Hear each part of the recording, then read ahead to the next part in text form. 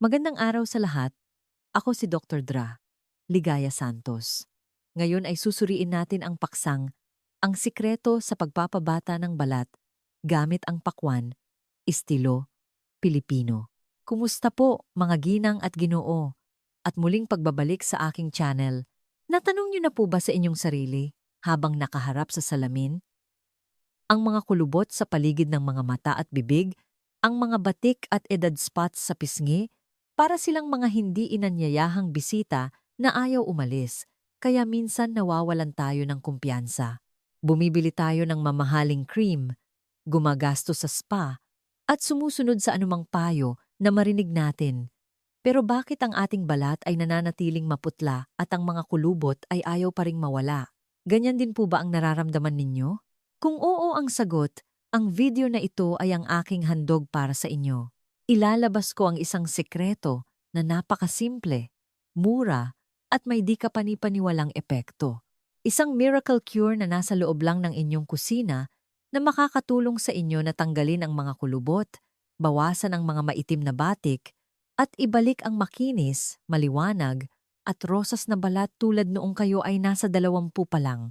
At ang sikreto na iyon ay nasa loob ng makatas na pulang pakwan na ito.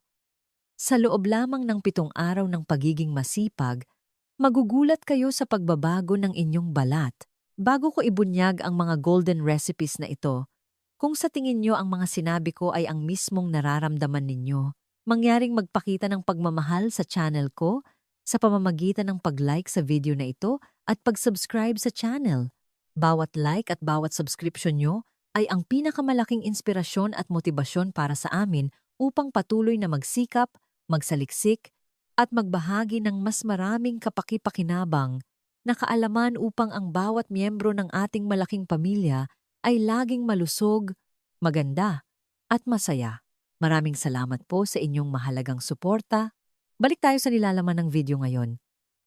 Alamin natin kung bakit may kamanghamanghang epekto ang pakwan sa pagpapabata ng balat, pag-alis ng mga kulubot, pagpapaputi ng mga maitim na batik, at pagpapakinang ng balat. Bahagi 1, pakwan. Pakwan. Marami sa inyo siguro ang magtataka. Paano raw ang isang ordinaryong pakwan na kinakain natin para pampalamig ay magiging ganoon kahimala? Well, may siyentipikong basehan po iyan. Ang tunay na kagandahan minsan ay nagmumula sa pinakasimpleng bagay. Isipin niyo ang pakwan bilang isang mobile water factory. Mahigit 92% ng pakwan ay tubig. Kapag inilalagay natin ang pakwan sa balat, para lang tayong nagdidilig ng dalisay at malamig na tubig sa ating mukha. Kapag sapat ang tubig ng balat, ito ay magiging makinis at punong-puno. Ang mga maliliit na kulubot ay automatikong napupuno, kaya magmumukha tayong mas bata. Ngunit hindi lang tubig ang lahat. Naglalaman din ang pakwan ng matatapang na mandirigma sa paglaban sa pagtanda. Una, ang bodyguard na vitamin C. Alam niyo po ba, ang vitamin C ang susi sa paggawa ng collagen ng ating katawan. Ang collagen ay parang isang balangkas, isang scaffold na sumusuporta sa balat. Kapag tumatanda tayo, humihina ang scaffold na ito, kaya lumalaylay ang balat at nagiging kulubot. Ang pagdaragdag ng vitamin C mula sa pakwan ay para nating pinapatatag ang balangkas na iyon, na tumutulong na maging matatag at elastiko muli ang balat. Ang vitamin C ay nakakatulong din sa pagpigil sa melanin, na siyang sanhi ng mga maitim na batik at pekas. Pangalawa, ang mandirigma na lycopene. Ito ay isang napakalakas na antioxidant, mas malakas pa kaysa sa vitamin E. Parang isang matibay na kalasag na nagpoprotekta sa ating balat mula sa pinsala ng araw at polusyon sa kapaligiran, ang mga pangunahing sanhi ng mga kulubot at pagtanda. Mas marami pa ang lycopene sa pakwan kaysa sa sariwang kamatis. At panghuli, ang tagadala na citrulline. Ito ay isang amino acid na nakakatulong sa pagpapabuti ng daloy ng dugo. Ang mahusay na daloy ng dugo ay nagdadala ng mas maraming oxygen at sustansya upang pakainin ang bawat selula ng balat, na ginagawang malusog at rosas ang balat mula sa loob.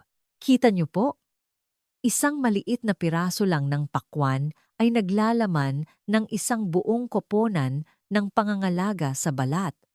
Ngayon, hindi ko na kayo patatagalin pa.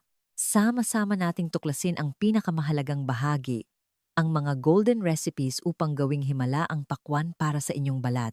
Bahagi 2. Mga golden recipes mula sa pakwan. Ngayon, dumako tayo sa unang recipe.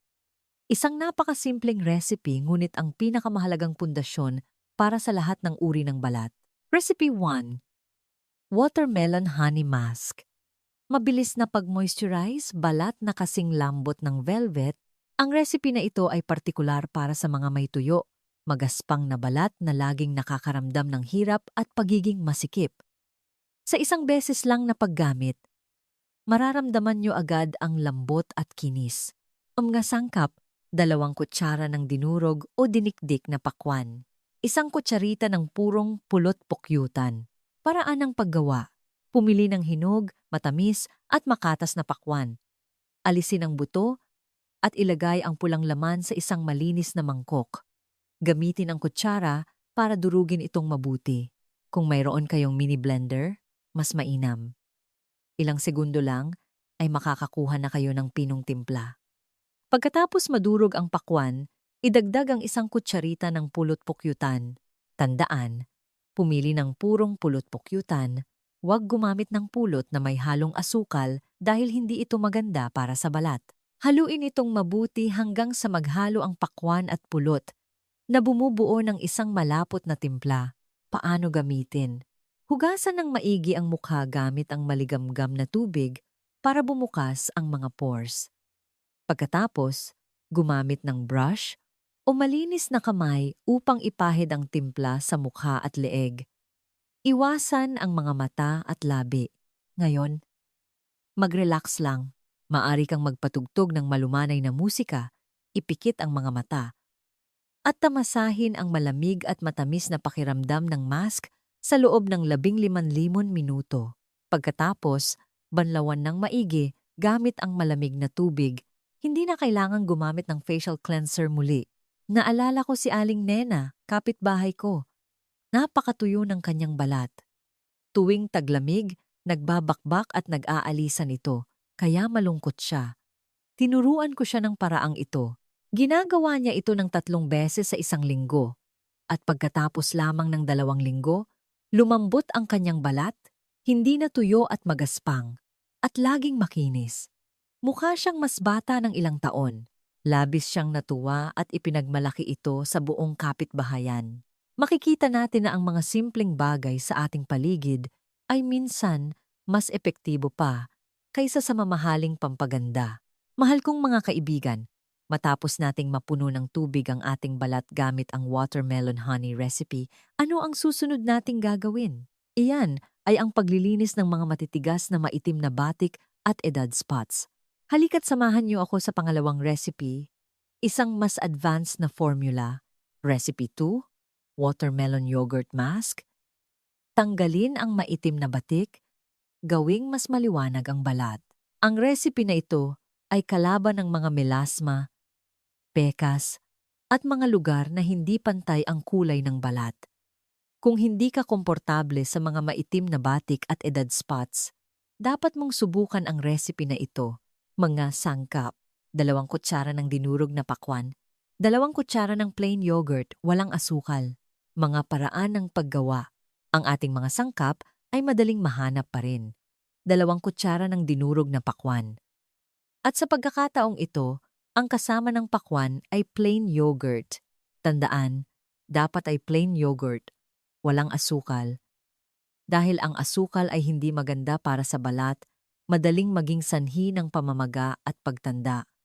Haluin ng mabuti ang 2 sangkap na ito. Paano gamitin?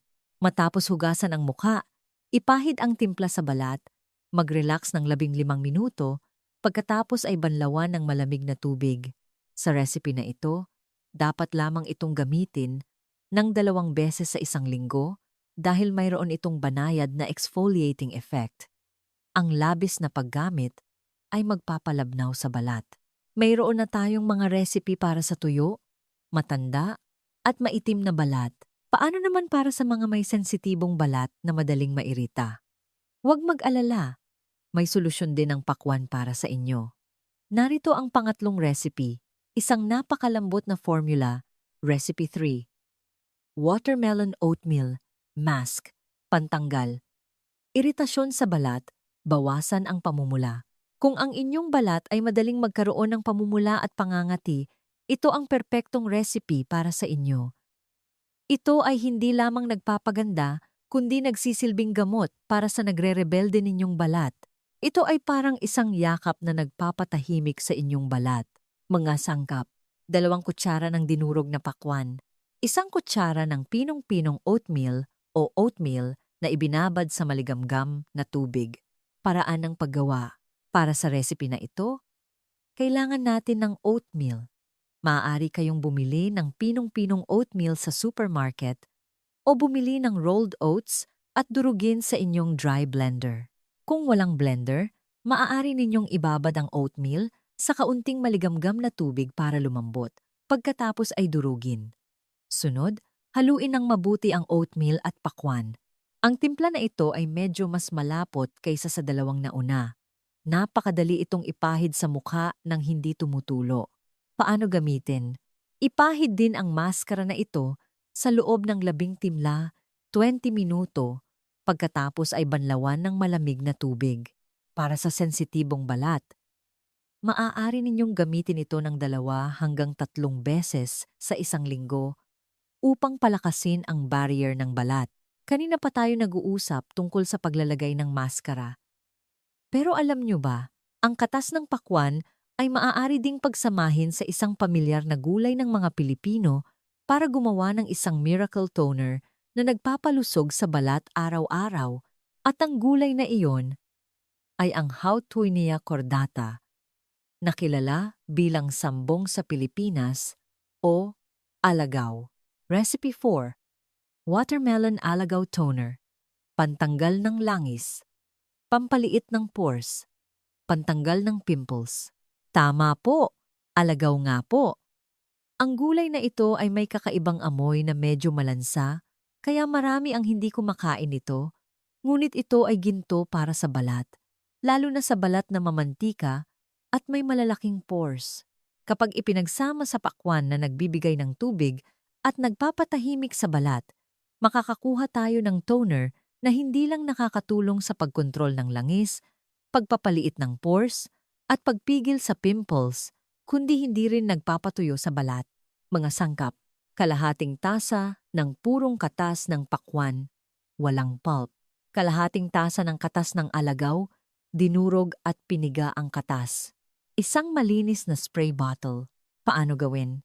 Para sa recipe na ito, hindi po gagamitin ang pulp, kundi ang katas lang. Pigain ang pakwan para makuha ang katas. Hugasan ng maigi ang alagaw sa malabnaw na tubig asin. Patuyuin, pagkatapos ay ilagay sa blender na may kaunting tubig, durugin, at gamitin ang malinis na tela para pigain ang katas. Paghaluin ang 2 katas na ito sa ratio na 1:1, ibig sabihin, isang bahagi ng katas ng pakwan at isang bahagi ng katas ng alagaw. Pagkatapos, ilagay sa isang malinis at sterilized na spray bottle. Ayun, paano gamitin maraming paraan bilang toner. Matapos hugasan ang mukha, ispray ang solusyon sa cotton pad at dahan-dahang ipahid sa buong mukha bilang facial mist. Anumang oras na makaramdam kayo ng pagmamantika, init o discomfort sa balat, maaari kayong mag-spray direkta sa mukha para agad na mapakalma ang balat. Bilang cooling lotion, basain ang compressed sheet mask o ilang cotton pads at ipatong sa mukha ng 3 minuto. Ang toner na ito ay dapat itago sa refrigerator at gamitin sa loob lamang ng 3 hanggang 4 na araw dahil ito ay natural na produkto na walang preservative kaya madaling masira. Bahagi 4. Mga mahalagang paalala sa paggamit. Mga kaibigan, bagamat ang pakwan at iba pang natural na sangkap ay napakaligtas, upang makamit ang pinakamahusay na resulta at ganap na kaligtasan, kailangan ninyong tandaan ang mga sumusunod na mahahalagang paalala Dapat subukan muna bago gamitin. Ito ang pinakamahalagang bagay. Bago ipahid ang anumang maskara sa mukha, subukan muna ito sa isang maliit na bahagi ng balat, tulad ng sa ilalim ng baba o sa likod ng tainga. Hayaan ito ng 15,020 minuto upang makita kung may pamumula o pangangati. Kung walang reaksyon, maaari na itong gamitin sa buong mukha. Magkaiba ang balat ng bawat isa, kaya mas mabuti ang maging maingat, laging gumamit ng sariwang sangkap. Dapat sariwa ang pakwan at ang yogurt at pulot pukyutan ay dapat na may wastong expiration date. Dapat gamitin agad ang maskara pagkatapos gawin, hindi dapat itago para gamitin muli sa susunod na araw. Dahil kapag matagal itong nakaimbak, dadami ang bakterya na hindi lamang hindi makakapagpaganda sa balat, kundi makakasama pa. Hugasan ng maigi ang mukha bago ilagay. Dapat malinis ang mukha upang maabsorb ang mga nutrients.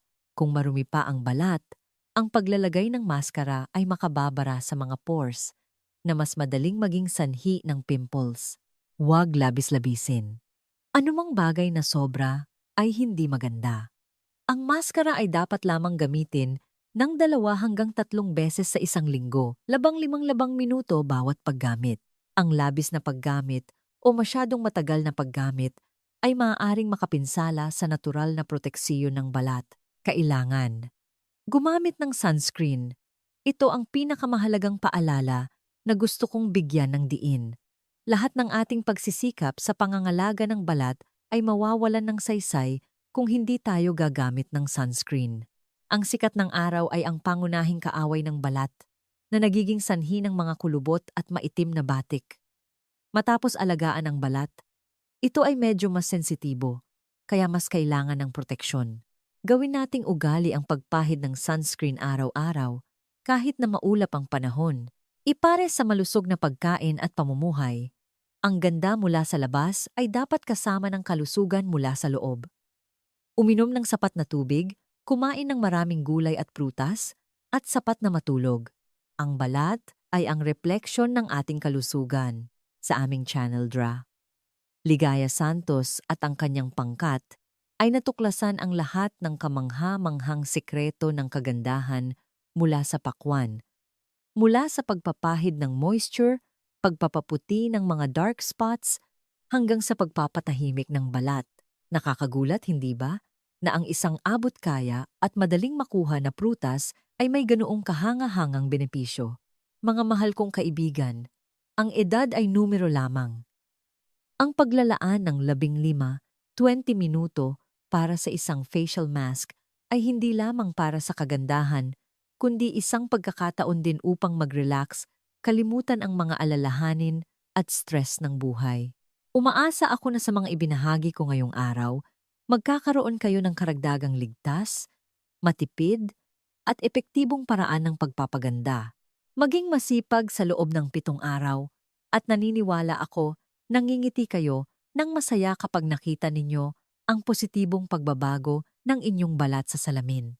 Kung nakita ninyong kapaki-pakinabang ang video na ito, huwag kalimutang muli akong suportahan sa pamamagitan ng pag-like, pag-subscribe sa aking channel at lalo na i-click ang bell icon sa tabi nito upang hindi ninyo mapalampas ang anumang bagong video ko. At kung mayroon kayong mga kamag-anak o kaibigan na may problema rin sa balat, ibahagi ang video na ito sa kanila.